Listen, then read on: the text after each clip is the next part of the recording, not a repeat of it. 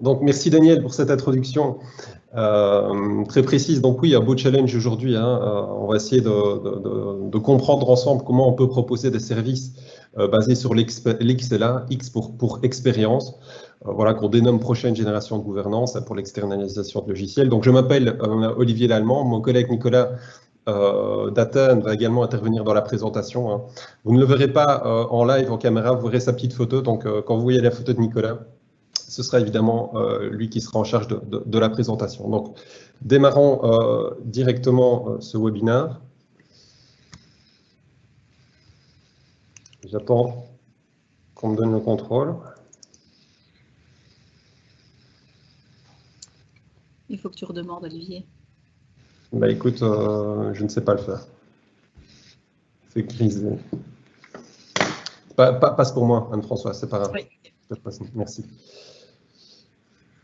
Ok, donc what's new, what's next, les succès récents, en tout cas les améliorations de notre portefeuille de services cette année qui nous permettent d'outsourcer un plus grand nombre d'applicatifs, nous y reviendrons dans la présentation.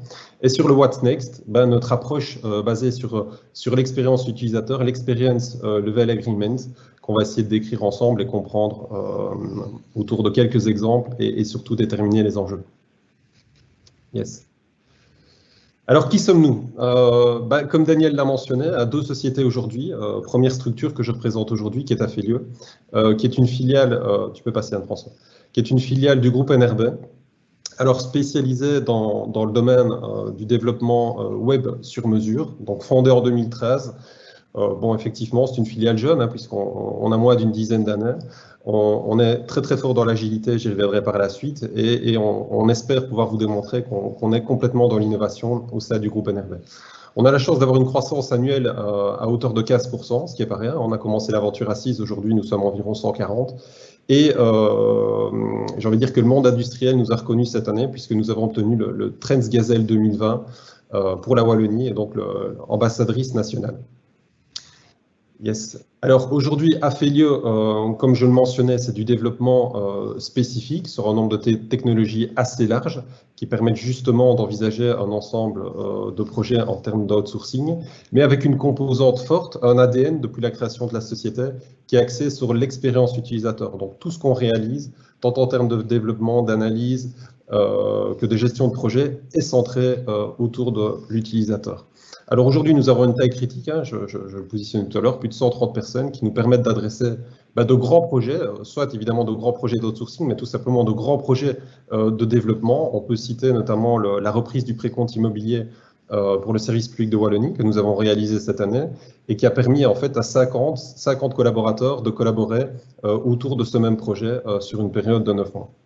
Maîtrise de nombreuses technologies, au niveau du web, au niveau de la mobilité, mais aussi des capacités fortes d'intégration par rapport à des systèmes legacy en place, que serait du mainframe, de l'ERP ou d'autres logiciels déjà sur site. Je vais donner la parole rapidement à Nicolas pour qu'il puisse présenter Tracis Grace. Nicolas, si tu es connecté. Bonjour tout le monde d'Athènes. Nicolas Rouboulis, Country Manager. Je vais vous présenter Tracis Grace. Tracis Grace a été fondée en 2004. Tracis Belgique, à l'époque, a créé une filiale en Grèce. La filiale a déjà 16 ans. C'est une filiale récente car elle a rejoint le groupe et intégré complètement lors du rachat de Tracis Grace par NRB. C'est une filiale qui s'occupe de projets internationaux et qui, un peu comme Affelio, a une croissance régulière. C'est une équipe qui a été créée avec quelques personnes, 4-5 personnes. Et aujourd'hui, il y a un chiffre d'affaires qui avoisine les 15 millions d'euros et un nombre de personnes employées qui dépasse les 200 personnes. La filiale est située à Athènes et nos clients sont dispersés un peu partout. Évidemment, nous avons beaucoup de clients puisque Tracis Grace principalement est un fournisseur de services informatiques principalement pour les institutions européennes et organisations internationales. Comme il y a une grande concentration de ce genre de clients en Belgique et au Luxembourg, nous avons des clients évidemment en Belgique et au Luxembourg, mais également aux Pays-Bas, en Angleterre, en Finlande, en Suède, en Italie et j'en passe. Au niveau des technologies, nous suivons les technologies du client, mais principalement, nous sommes un centre de développement applicatifs. Nos technologies sont orientées web et Java plus précisément. Quand on parle de Java, évidemment, il y a énormément de frameworks qui tournent autour de Java. Donc, ce sont des technologies que nous maîtrisons ici en Grèce, mais également d'autres technologies annexes, comme le data, DevOps, DevSecOps, où il y a une couche sécurité, et les technologies cloud. Nos collaborateurs sont multilingues, puisque nos clients sont tous étrangers par rapport à la Grèce, et pour la majorité, ils sont universitaires. Depuis la fondation de Tracis Grèce, nous travaillons à l'international, donc le travail à distance est quelque chose qui est, qui est né en Grèce. Et donc, pendant le Covid, c'était assez simple, entre guillemets, de faire la transition, puisque tous nos clients sont étrangers et que depuis toujours, on a l'habitude de travailler à distance. La seule différence, c'est qu'au lieu de travailler à distance des bureaux, on travaille pendant le Covid de la maison. En termes de projets, nous avons différents types de services, des services principalement de développement, analyse, testing, support, data. Et nous fournissons principalement des services d'outsourcing, donc des clients, des agences européennes ou des institutions internationales nous confient un ensemble d'applications, probablement plusieurs dizaines d'applications, et pour lesquelles nous avons soit un outsourcing horizontal, c'est-à-dire que nous fournissons pour eux l'ensemble des services de notre portfolio, donc c'est-à-dire développement, analyse, testing, gestion de projet. Donc, ou alors, nous pouvons fournir des services d'outsourcing verticaux. Donc, certaines agences européennes organisent leur portfolio différemment et leurs appels d'offres différemment, et ils outsourcent de manière verticale. Donc, c'est-à-dire qu'ils pourraient outsourcer le développement lors d'un appel d'offres, le testing lors d'un autre appel d'offres, la coordination lors d'un autre appel d'offres. Et donc, on pourrait être amené à avoir des projets d'outsourcing verticaux, par exemple uniquement le testing ou uniquement le développement. Voilà un peu en grande ligne nos services grecs. Merci Nicolas, merci Nicolas. Alors, vous l'aurez compris, l'idée aujourd'hui, c'est de vous démontrer en fait qu'au travers des services qu'Afelieu peut fournir et les services que Tracis Grèce peut fournir, comment on peut proposer en fait un service autour du XLA. Donc, comme Nicolas l'a mentionné, on ne va pas trop s'attarder sur ce slide, mais juste pour vous dire qu'on maîtrise un panel de technologies assez large au niveau de la mobilité, au niveau du web, au niveau de l'intégration, des capacités également de pouvoir sécuriser nos logiciels. Et tout ça nous amène en fait au slide du What's New cette année. Anne-Françoise, tu peux avancer. Et donc, quand on parle de services d'outsourcing, il faut essayer de brasser assez large en termes de portefeuille de services pour pouvoir reprendre un maximum d'applicatifs déjà installés ou déjà développés au sein des entités chez nos clients et pouvoir y amener rapidement de la valeur ajoutée. Et donc, les nouveaux building blocks qu'on a mis en place cette année, les voici. L'UX Lab, on va revenir en détail dessus.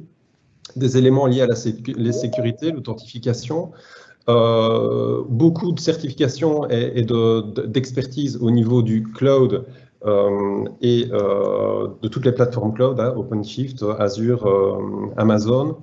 Aussi une prise de connaissance de logiciels de low-code plateformes tels que OutSystem, on peut aussi citer Mendix, un partenariat comme Pascal Laffineur l'a mentionné autour de Salesforce, et puis de nouveau de grands projets gagnés autour de l'outsourcing. Donc tous ces services, tout ce portefeuille de services nous amène à compléter notre gamme de services et donc pouvoir adresser aujourd'hui un spectre plus large au niveau de la reprise d'applicatifs.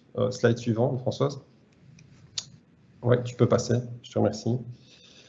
Alors, comment est-ce qu'on en arrivait en fait à proposer un service autour du XLA? Vous devez comprendre en fait que les chemins de Tracis-Grèce et Afelieu, ils sont un peu différents, hein. Donc, à Afelieu, on a commencé en 2013. Comme je vous l'ai mentionné tout à l'heure, un ADN centré sur l'expérience utilisateur. Tu peux avancer, Anne-Françoise. Tracis-Grèce, pendant la fondation d'Afelieu, est déjà actif sur des grands projets d'outsourcing Java de milliers de jours d'hommes, hein. On parle de certains projets de 210 000 jours hommes. En 2014-2015, tu peux avancer, une prise de connaissance au sein d'Afelieu de méthodologie de gestion de projet ou de gestion de programme agile autour de CEF, autour de l'ES. Et donc, en fait, c'est la complémentarité de l'approche UX, user-centric d'Afelieu et l'expertise de grands projets d'outsourcing de Tracis-Grèce qui nous permettent aujourd'hui de redresser le What's Next, qui est le Experience Level Agreement. Donc, tu peux avancer. Encore une fois, je te remercie. Oui, toujours. Voilà. Alors, en quelques mots, le SLA, je pense que vous le connaissez tous, hein, Daniel l'a mentionné tout à l'heure. SLA, pouvoir mesurer à un moment donné le bon fonctionnement de système au travers de métriques qui sont plutôt généralement associées à des métriques d'exploitation, hein. Est-ce que mon applicatif tourne toujours? Est-ce qu'il a taux de disponibilité à hauteur de 99%? On va y revenir. Le XLA, en fait, c'est du SLA plus autre chose. Et ce quelque chose, en fait, c'est l'utilisateur final qui est derrière son ordinateur. Tu peux avancer, Anne-Françoise. Et donc, une des questions fréquentes qu'on reçoit quand on est au service desk, écoutez, l'applicatif ne semble pas fonctionner. Tu peux avancer. La réponse du service desk est la suivante, c'est quand même étonnant. Moi, quand je regarde en fait le contrat de service, je vois que le taux de disponibilité doit être à 99%, j'y suis, et donc à mon avis, le problème il se situe plutôt entre la chaise et le clavier. Alors tout ça démontre quoi? Tout ça démontre en fait une absence d'empathie envers l'utilisateur final, et d'où en fait la création du XLA. Et donc c'est sur base de ce constat, hein, absence d'empathie pour les utilisateurs finaux ou pour le business, tu peux avancer, que monsieur Gianoten, en fait, je vais dire créer, innover et essayer de construire cette approche Experience Level Agreement. Je me permets de le citer parce que je trouve que c'est pas mal cette introduction. Donc la qualité des résultats est inversement proportionnelle au nombre de pages du contrat. J'imagine que dans l'Assemblée aujourd'hui, il y a énormément de personnes qui ont déjà eu la grande chance de rédiger des contrats SLA ou SLR. C'est souvent très consommateur de temps. Et on est malheureusement très souvent déçu du résultat quand on les mesure au travers de meetings réguliers avec le business. On va essayer de comprendre pourquoi. Alors, ce monsieur a fait un livre, a écrit un livre, et donc nous proposons de vous faire gagner quelques exemplaires de ce bouquin si vous êtes intéressé par l'approche et par notre webinaire. Et donc, vous pourrez envoyer un mail à marketing@nrb.be et on fera un petit tirage au sort pour vous faire gagner quelques exemplaires. Merci Anne-Françoise. Alors, du SLA ou XLA. Il faut d'abord comprendre les acteurs qui sont présents dans la rédaction d'un contrat de service. Il y a bien entendu le département IT, généralement un prestataire de service qui a mis en place un ensemble d'outils.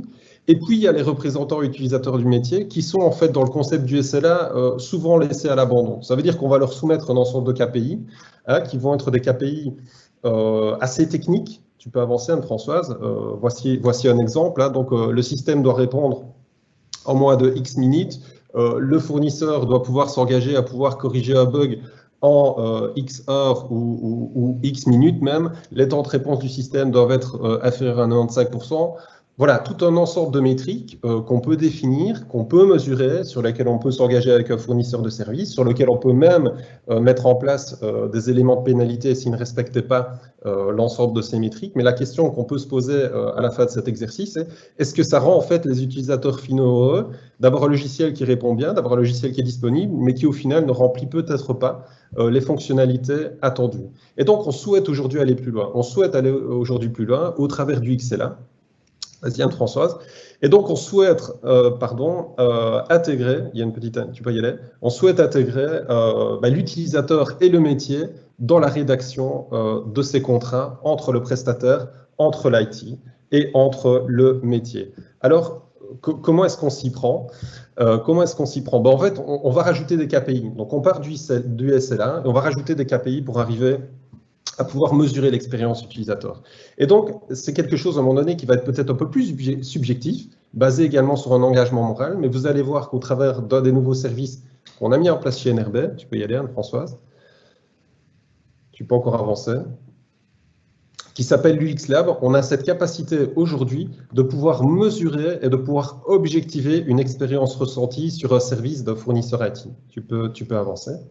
Et donc, l'UX Lab, il consiste en quoi? En fait, on a la capacité aujourd'hui de mesurer les applicatifs qu'on développe ou les applicatifs qui sont déjà développés par d'autres fournisseurs et qui feraient partir d'un outsourcing que vous nous confiez au travers d'un outil, d'une démarche appelée l'UX Lab. Alors, l'UX Lab, c'est tout simplement un outil qui permet de mesurer un utilisateur qui veut utiliser une fonctionnalité sur un site web ou sur une plateforme SAP ou sur un ERP quelconque, voire même à un moment donné sur un mainframe.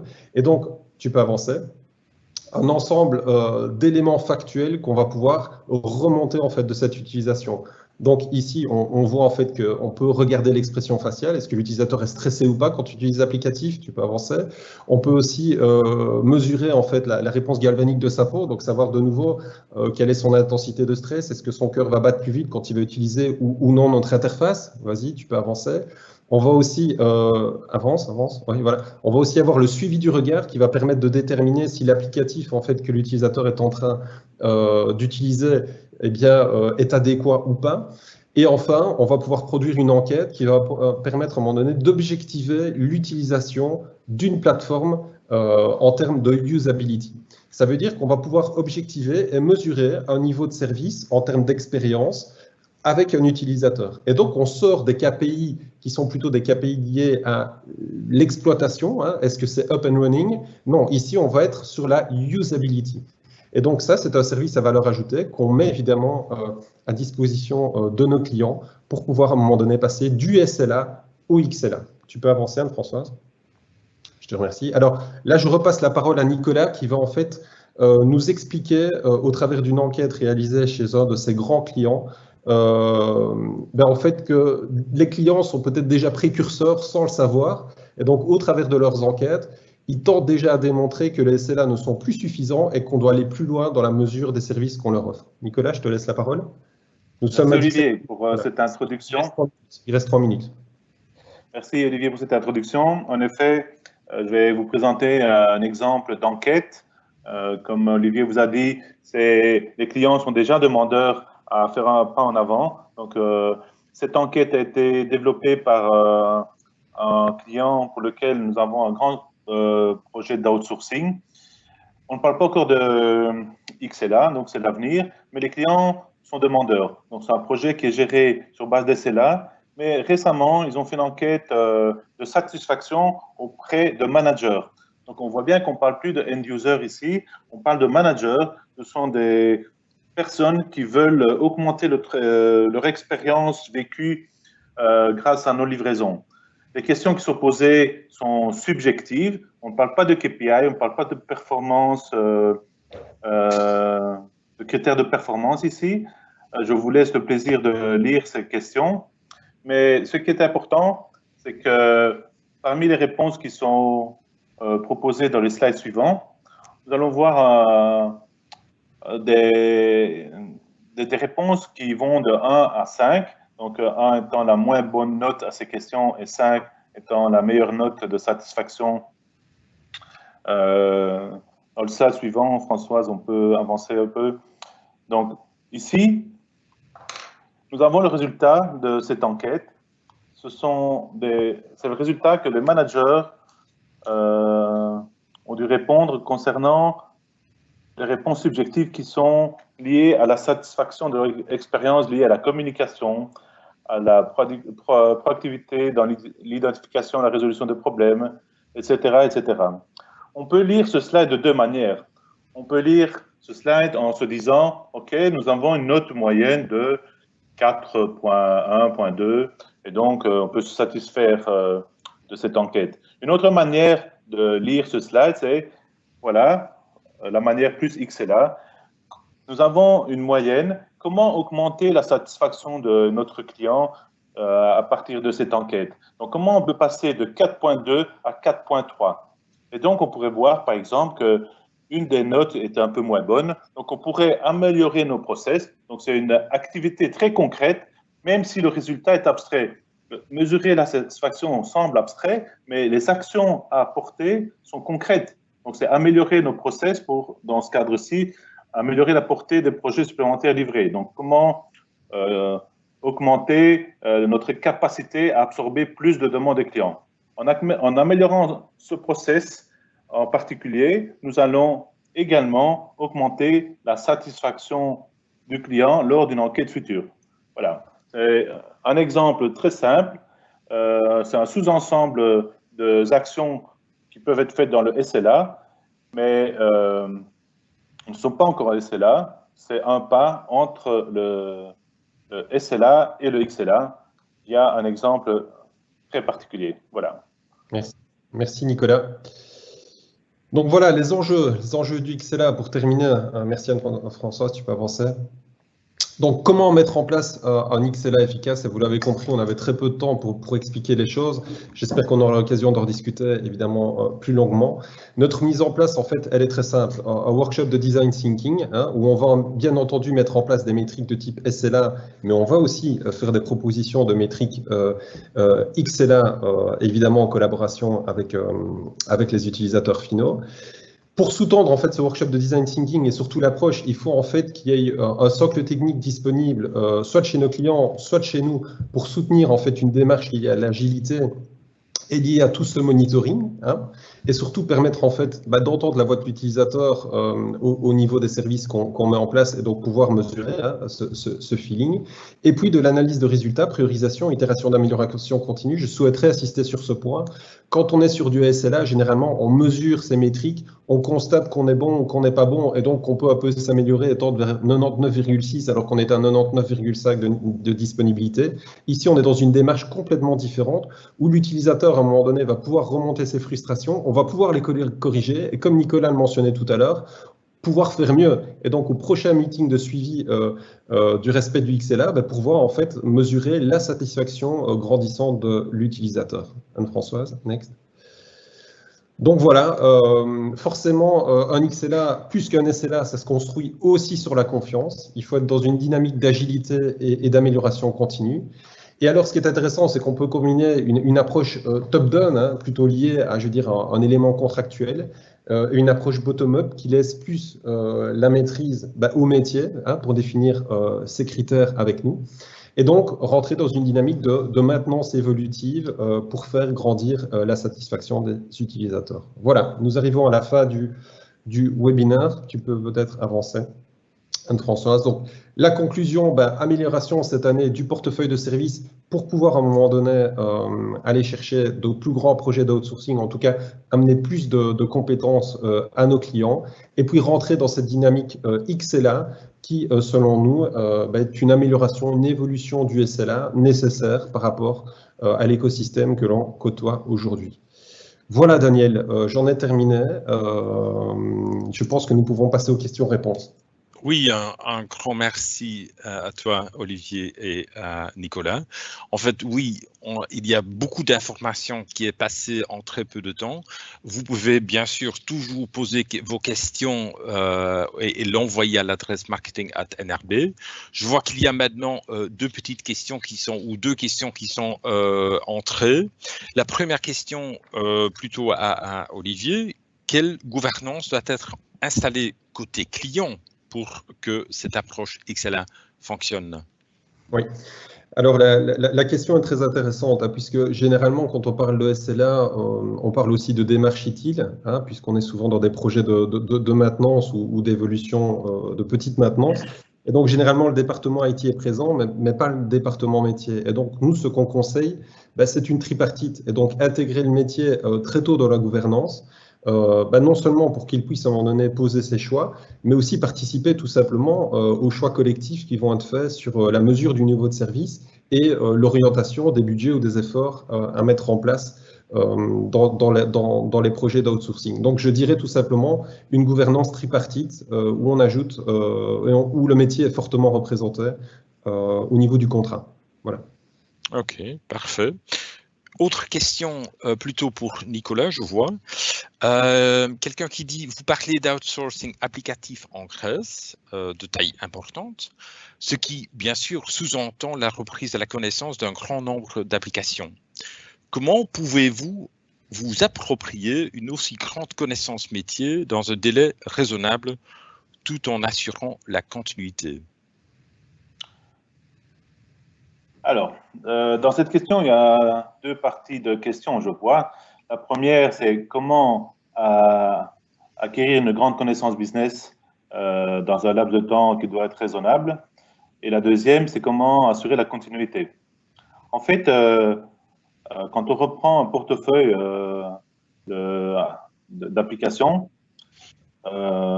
c'est-à-dire qu'on a répondu à un appel d'offres et qu'il y a un fournisseur X et nous devons poursuivre le travail alors que le fournisseur X doit quitter. Il y a une période de transition.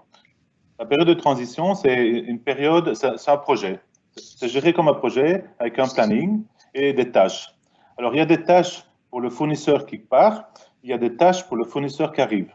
Alors, le fournisseur qui part a la responsabilité de faire un handover au fournisseur qui arrive.